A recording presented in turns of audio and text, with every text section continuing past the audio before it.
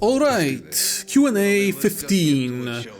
Quite a long one, because you people asked a lot of really good damn questions. So, without further delay, let's begin with the first question from Darth Sonic 4135.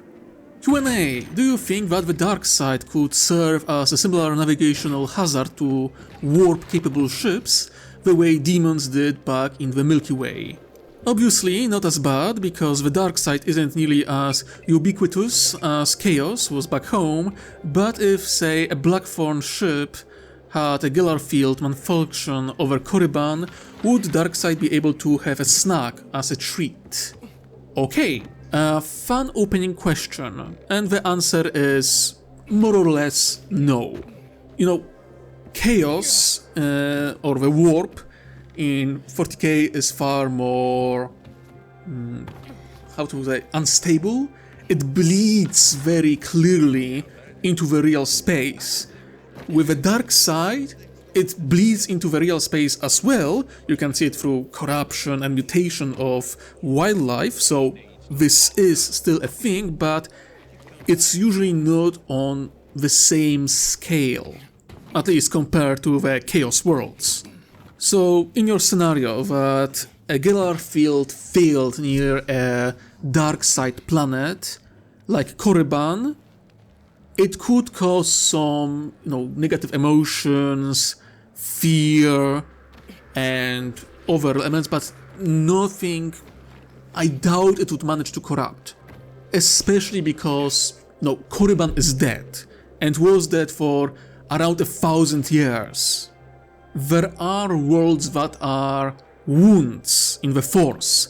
I think they would be more dangerous to warp ships than a dark side planet overall, because they are, places of some incredible tragedy or something horrible and abominable happened in that place, and yeah, that would actively and most likely continuously influence the warp. I think the best example of it would be Malachor 5. Yeah, I think that despite how many thousands of years have passed, because how terrible the act committed there was, the warp-capable ships would still feel its effect. Okay, next question coming from Trigon W1L. Or I have no idea which one is it.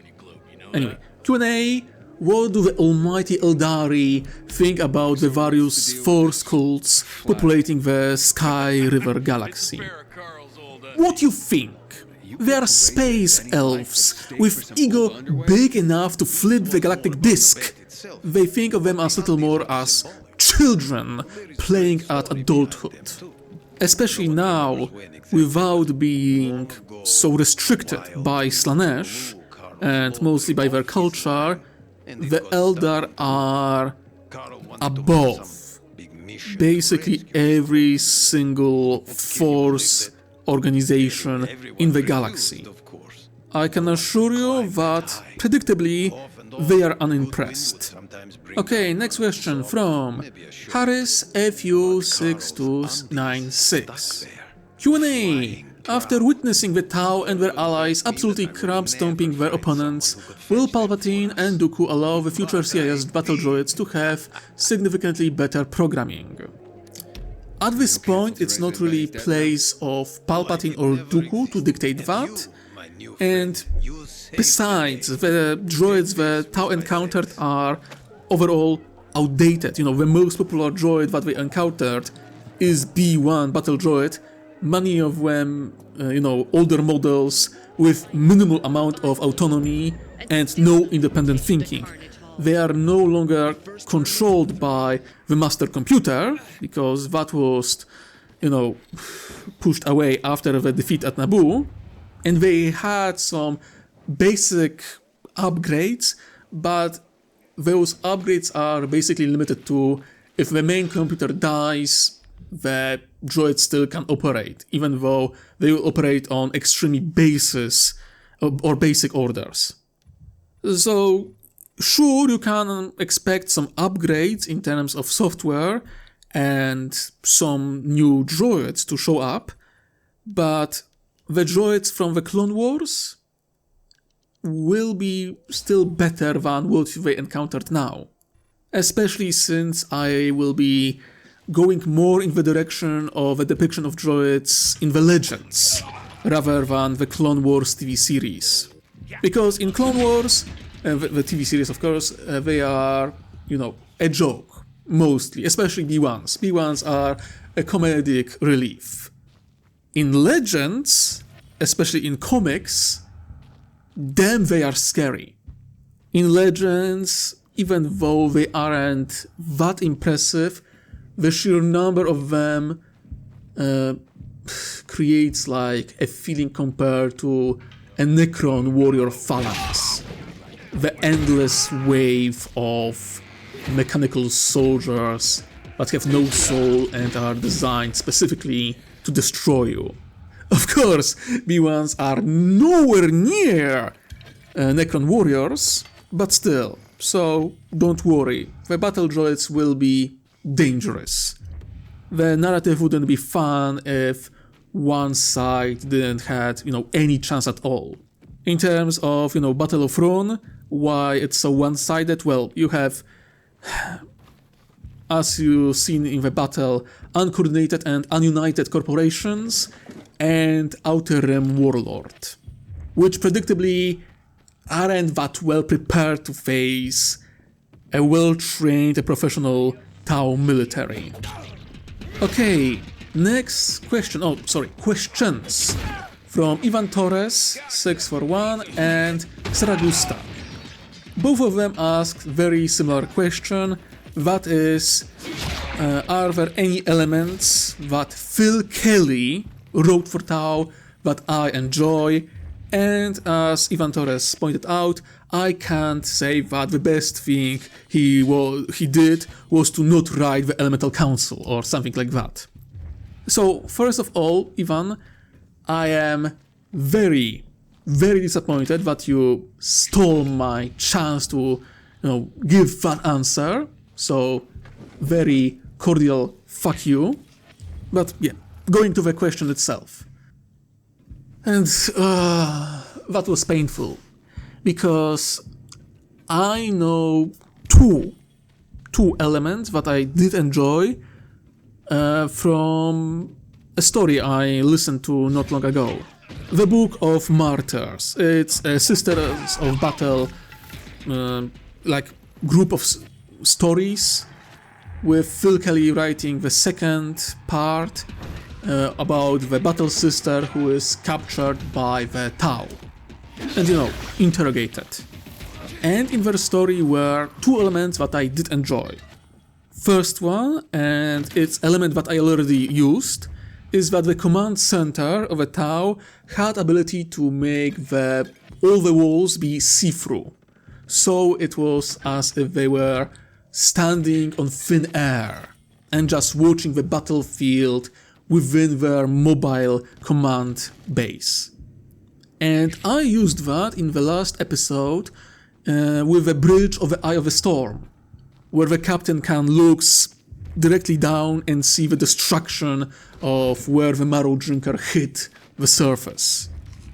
I enjoyed this visual and decided to use it. The second neat piece of the story was the torture method that the Tau used on the Sisters of Battle.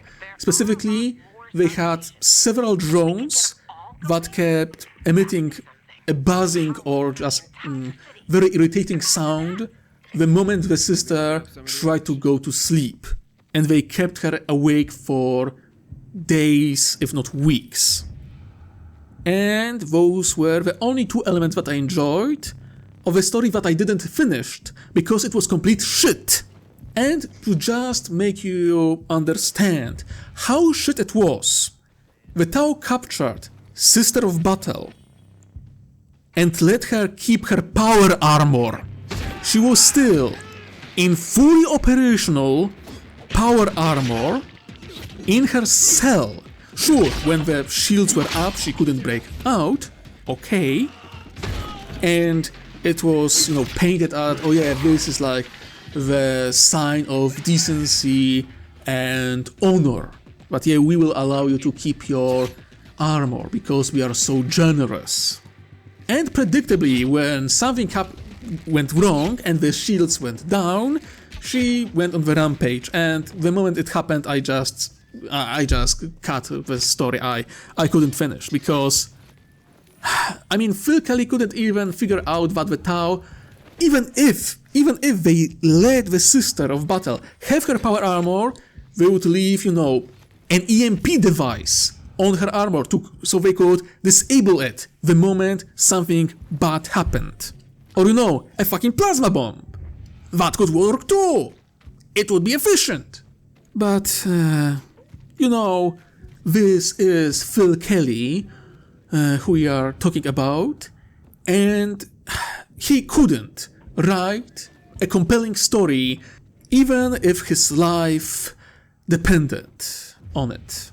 Okay, next question from Tia Goe Milio 7204. Q&A.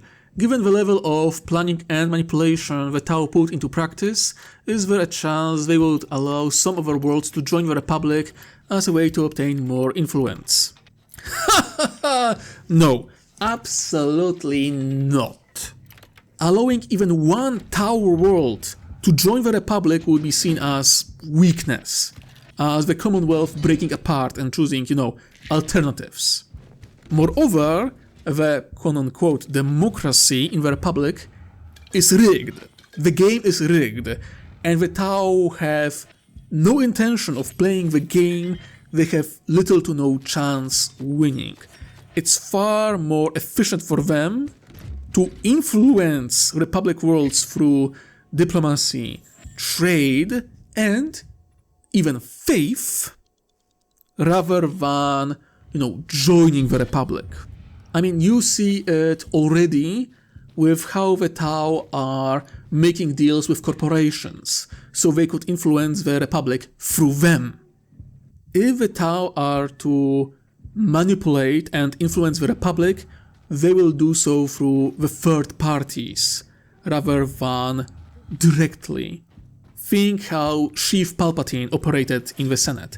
He mostly manipulated and influenced through, third party, rather than acting directly. I mean, he did from time to time, but he preferred to use agents, rather than his own presence and word. Okay, next question from Kirkli Malima. Q&A. I have a question regarding the Mechanicus aligned Blackthorn dynasty. Do they have their own Forge world in the Blackthorn systems somewhere? Cause if they study the technology of the Star Wars galaxy and produce them in large numbers, they must have a Forge world somewhere. The map you show on the territory on the Blackthorn is good and all, but it didn't show the classification of each planet of the Blackthorn dynasty, so I don't know which is a Forge world or there is no Forge world. Mate, I thought it would be a bit more obvious, but okay, fine. Rosetta Prime. Rosetta Prime in the Thorn-bound Dominion, not Blackthorn systems. Thorn-bound Dominion. That's the name. And Rosetta Prime belongs to Covenant of the Iron Rose, the Mechanicus sect loyal to the Blackthorns and who broke away from the Imperium alongside with them.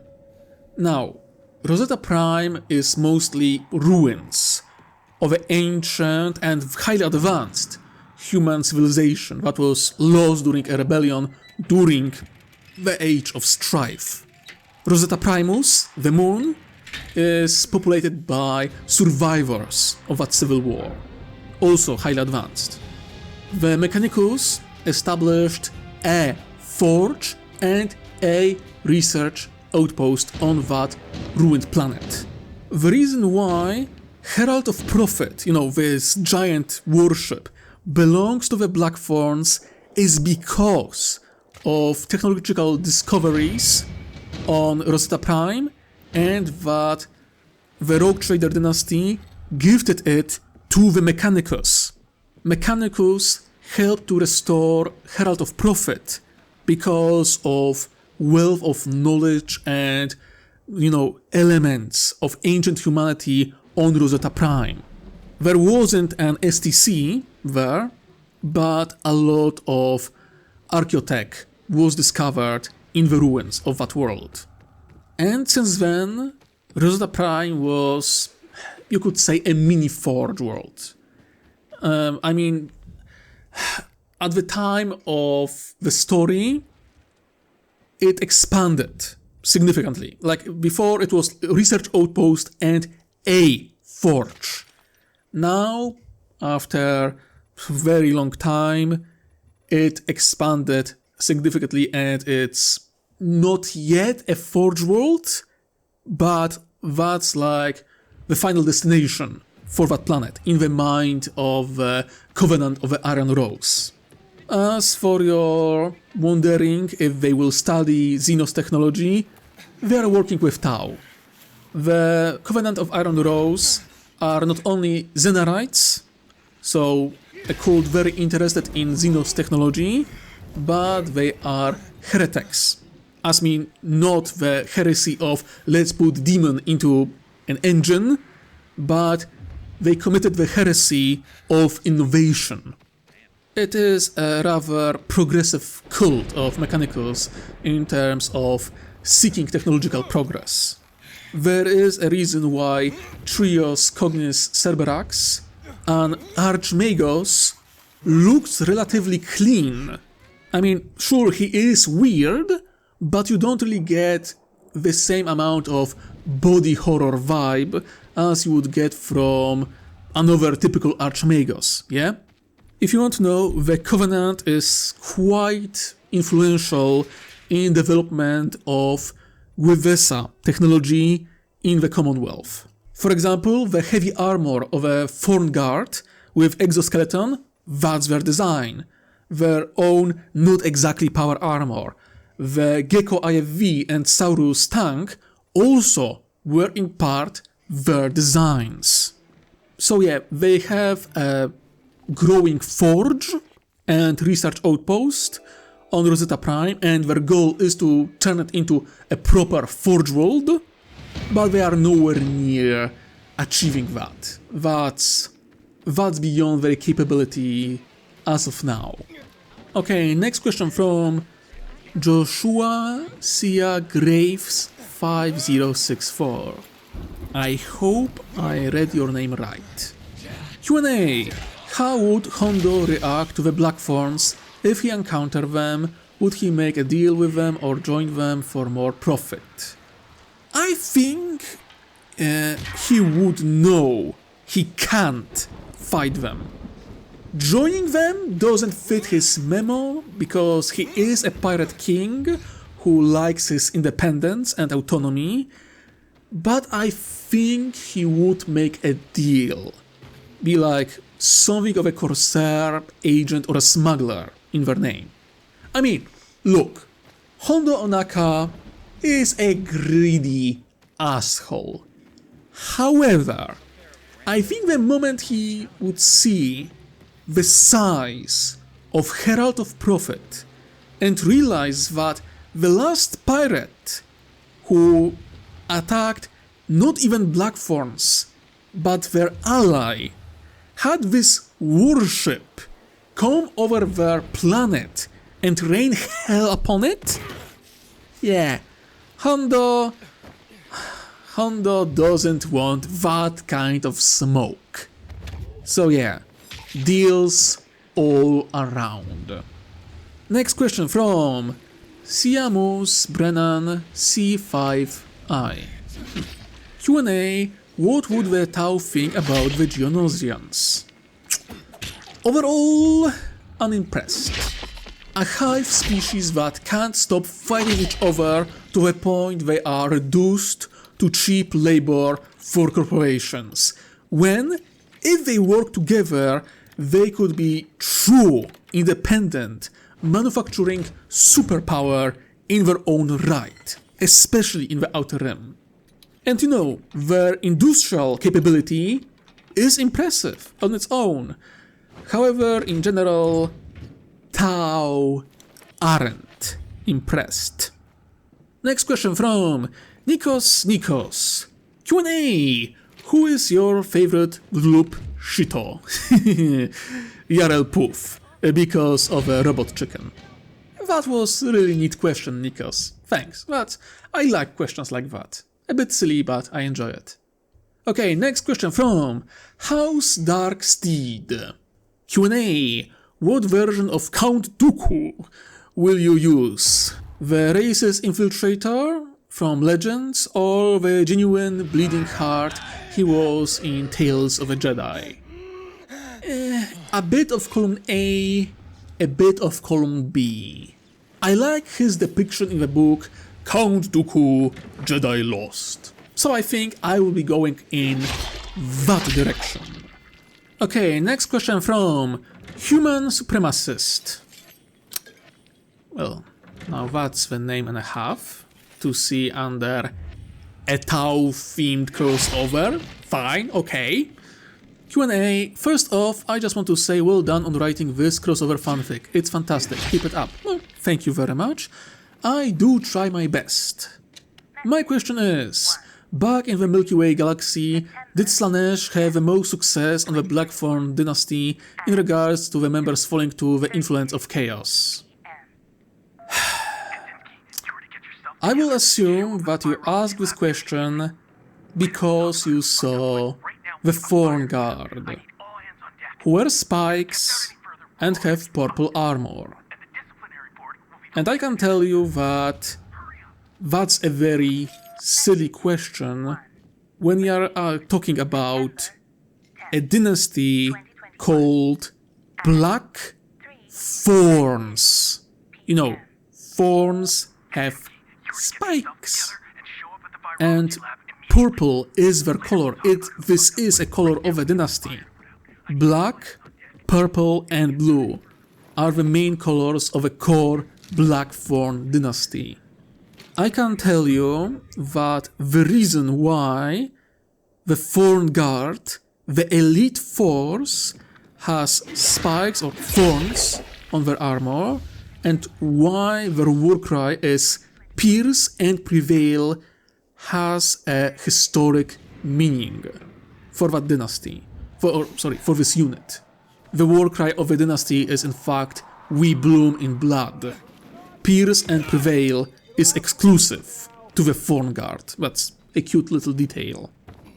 As for the question regarding did any members of the dynasty fall to chaos? Sure. I mean, the dynasty is well over 7 millennia old, more or less. So you could probably guess that in that amount of time, sure, some elements fell to chaos, though mostly individuals, not branches. There is a branch that was cut off, burned away, destroyed. In the age when they were still serving the Imperium, their worlds erased from records after facing exterminatus. And I can tell you, my friend, that assuming that only chaos or ruinous powers can corrupt humanity is very short-sighted. The downfall of the White Thorns, the great traitors, the cursed name, the reason why no member of this rogue trader dynasty will wear white as a color. They didn't fall to chaos. And yet, they faced an exterminatus. And that little glimpse into the background of this dynasty should terrify you. Because what could have corrupted them, which isn't chaos, to such extent that the Inquisition acted to burn them to the ground and erase their existence. A thing to ponder, a thing to ponder. Okay, Next question from Rayburn5169. Q&A. Peak fiction as always, Hatter. Well, thank you. As a hot-blooded American from the good old USA, I love guns. Predictable. I even have a top 10 list of my favorite Star Wars blasters. So, my question is, what is your top 10 list of favorite blasters? Please, you can go more in depth in its own dedicated video. Well, as a cold-blooded Pole, whose experience with firearms is mostly black powder rifles and replicas of Napoleonic age cannons, I will give you my top 3 favorite blasters. And no, I am not making it up. I had a chance to fire a replica of Napoleonic era cannon, and it was as cool as it sounds. Anyway, top 3 blasters, not really in which is like from best or worst, it's just, you know, the 3 that I really enjoy and are like in the top tier for me. It will be Captain's Rex blaster pistols, so DC-17 repeater hand blaster. I love them, very, very, very iconic. For the same reason, I adore LL-30 blaster pistol. That's the weapon that Cad Bane uses. And you know, the cowboy, mercenary vibe is absolutely glorious with this guy. So, I love it. And the third one is Z6 rotary blaster cannon used by the clones. It's very impractical, very stupid, and I love it. And you know, for typical reason of I just adore heavy firepower. Okay, next question from Grand Contingency Coalition. Q&A, can Chaos Cults summon demons in the Sky River Galaxy? You know, since the Chaos Gods don't exist here and demons are fragments of the Chaos Gods. Look, if you have a limb, it is a part of a body, yeah? If that limb is cut from the rest of the body, it withers and dies. That's basically the situation of the demons in Sky River Galaxy. They can't really exist without the power and the presence of the Chaos Gods. Now, independent warp entities that aren't, you know, aligned or part of either of the 4 major Chaos Gods could potentially manifest. Maybe through some insane sacrifice, the cults could attempt a limited contact with true Chaos Demons, but yeah, overall, do not expect them to show up. Okay, next question from Tyrannifex01. Q&A, Jedi Master Fay and her species, will they interact with the Eldar? I imagine that to the Eldar, it would be like looking into a distorted, broken mirror. I mean, sure, in time they might interact, and the Eldar would see them, you know, something akin to the Uncanny Valley. And as usual, they would see them as inferior. As I stated already in this Q&A, the Eldar are space elves with an ego big enough to flip the galaxy. So, you know, predictable way of looking at them. Okay, next question from Benjamin Games 2. Q&A. Heretical Hatter, do you think if the Tau were transported to the OG Mobile Suit Gundam series, would they fold both the Federation and Xeon with no difficulty in both battle and politics, or would they have immense aneurysm from the new type? What the fuckery? Not requesting the crossover, just asking. Well, how nice of you to not ask me for another crossover, because if you did, I would look for you, I would find you, and I would unleash Angry Goose upon you, like a very angry goose. Angus.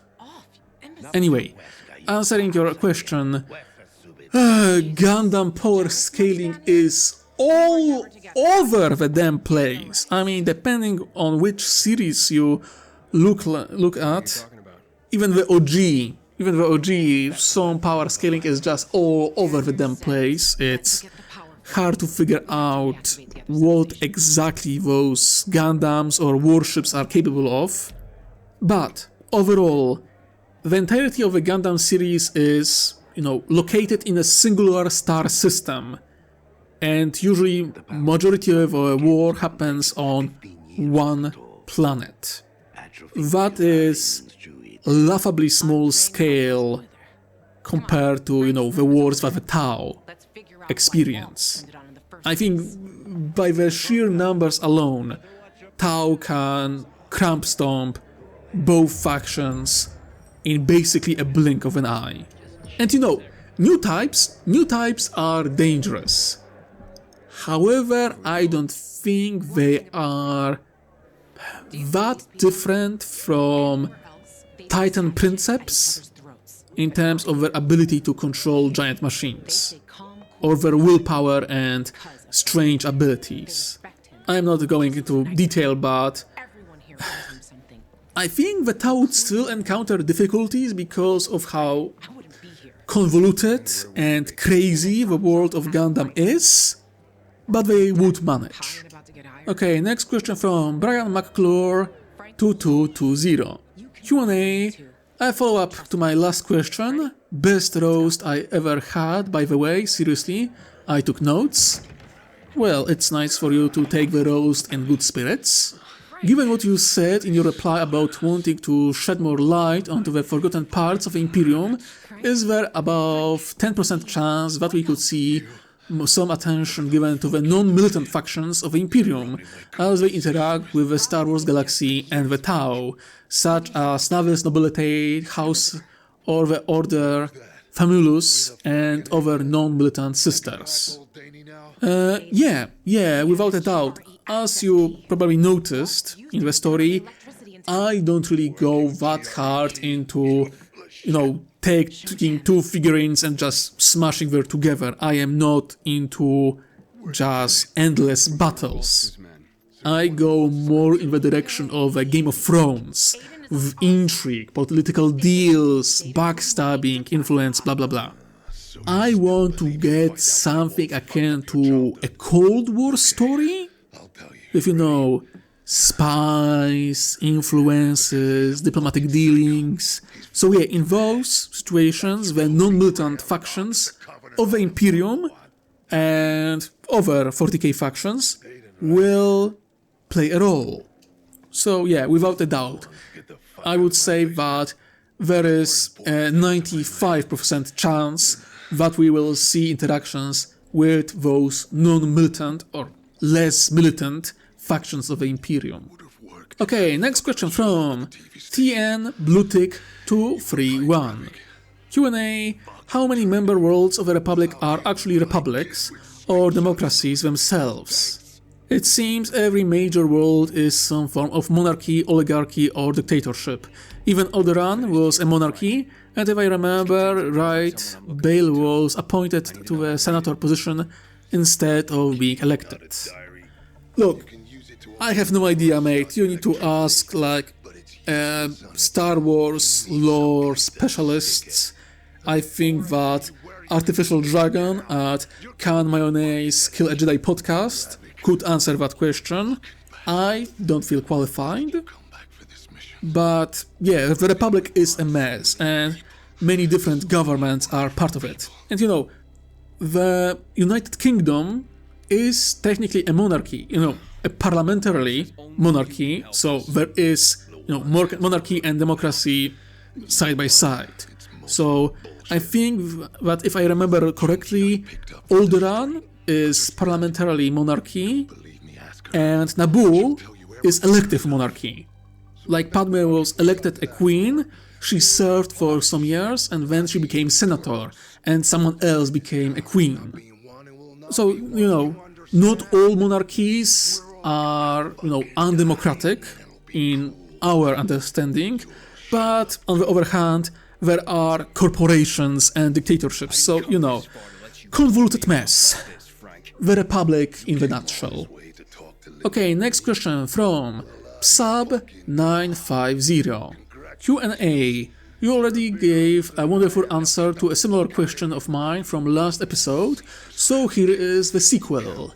How do you think Quamal Jai Shalal and the Kaleesh army he led during the Hook War would have influenced the ground battle? They wouldn't. Look, Quamal is amazing. Amazing commander, really. But the Hook War, the war against Hook was limited in terms of technology. Kaleesh were very primitive and the Hook weren't that technologically advanced in compared to the majority of the galaxy. Here you have a true professional, technologically advanced army which is heavily mechanized with, you know, battle suits. Jai Shalal could bring all of his Kaleesh warriors and it wouldn't really make a difference. Not only because they aren't enough warriors, his army wasn't that big, especially for this battle, it wouldn't influence it much in terms of numbers, but also the disparity in technology and skill is just too great. So, sure, the Kaleesh have more skill than local militia or even droids, but it's just not enough. Not in this battle. Yeah, I think that Grievous would run. He would refuse to take part in the battle if he knew what he was going to face. More than that, Sure Strike is leading, you know, the invasion fleet. And Sure Strike is very talented commander. Very dangerous. And he has a lot of other dangerous people around him. Quamal Jai Shalal would be basically the only competent ground commander that the defenders have, while you would struggle to find one incompetent commander among the attackers. Quamal is skilled, but he can't be everywhere at once. He wouldn't be able to challenge or counter moves from all those commanders at once. Maybe if he was fully transformed into Grievous and had his cybernetic enhancements to his brain, but even then, because of the presence of one character, I do not believe that he could win this battle, even with all his skill and at the peak of his power. Hell, even, I don't believe that I will say it, even the legend version, you know, from the original cartoon, Clone Wars cartoon, Grievous. I mean, he was a beast there, a total monster. And still, with amount of heavy hitters and weapons that Tau bring to the battle, I struggle to see how he could win. Not in this battle, no, not in this battle. It's the cards, all the best cards are in the Tau hands. It's that simple.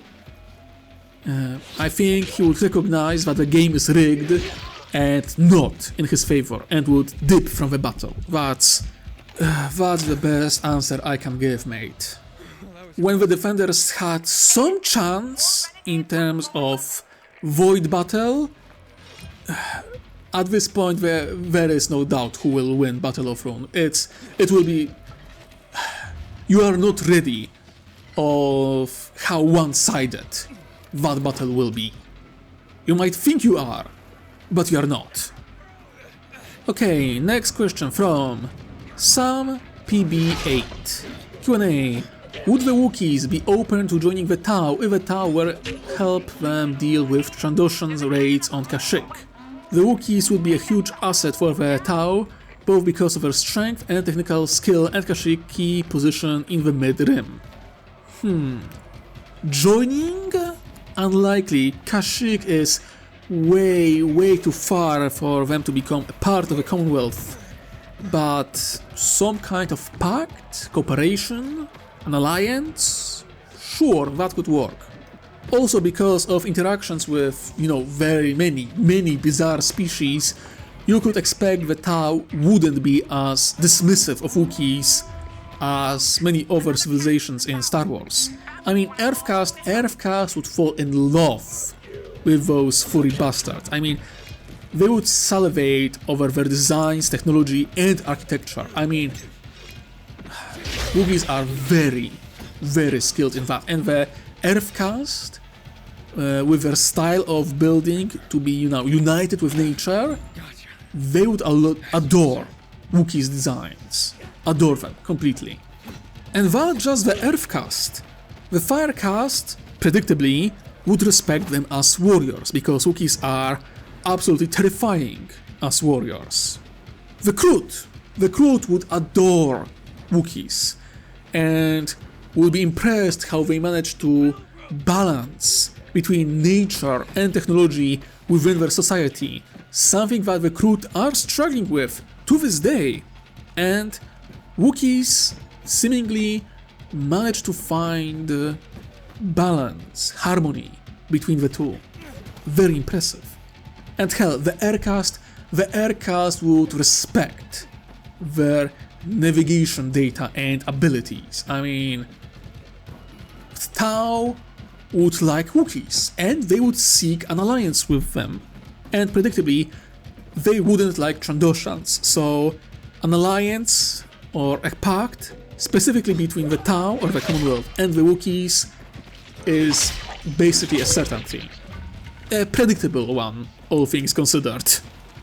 Okay, next question from Roma Victress 99857. Q&A. What is the thing that the Tau would find funny or strange about the Star Wars galaxy? Like something they may consider either quaint or simply funny given their society? Good bloody question.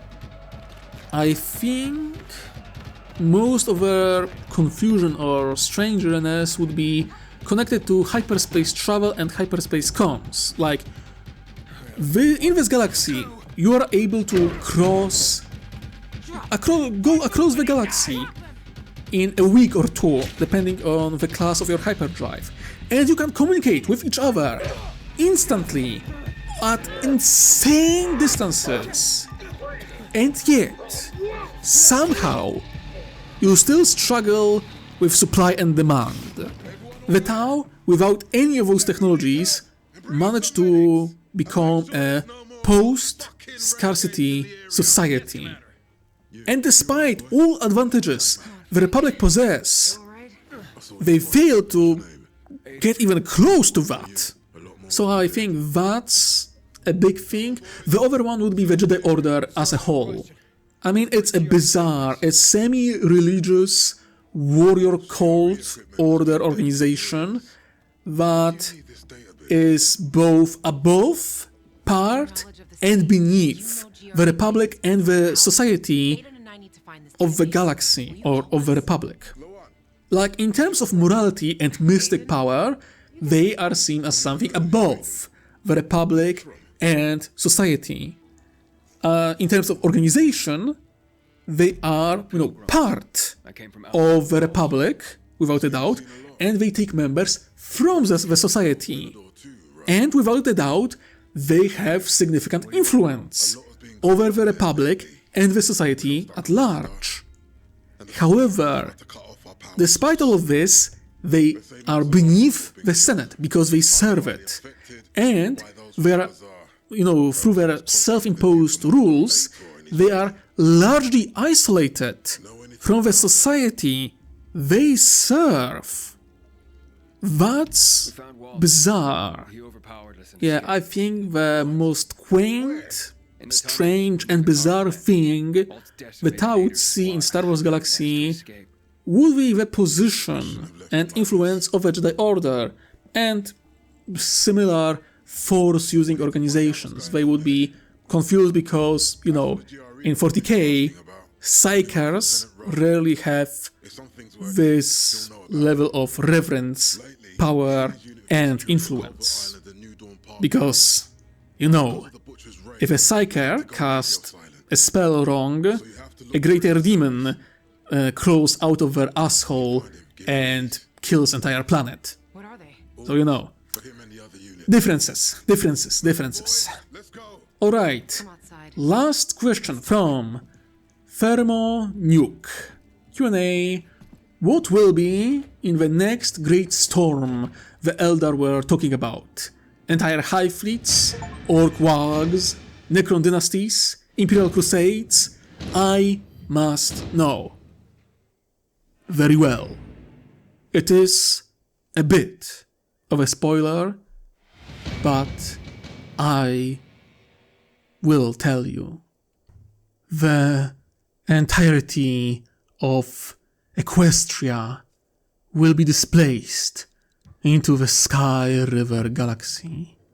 So expect armies of colorful ponies to flood the galaxy in the torrent of friendship and damnable magic. Yes, you are first to know. Season 2 of my crossover will have a new name. Star Wars x Warhammer 40k versus My Little Pony. Prepare thyself for the horrors of war unseen by mortal eyes since the Lucifer's rebellion against the god himself. And that will be all for now.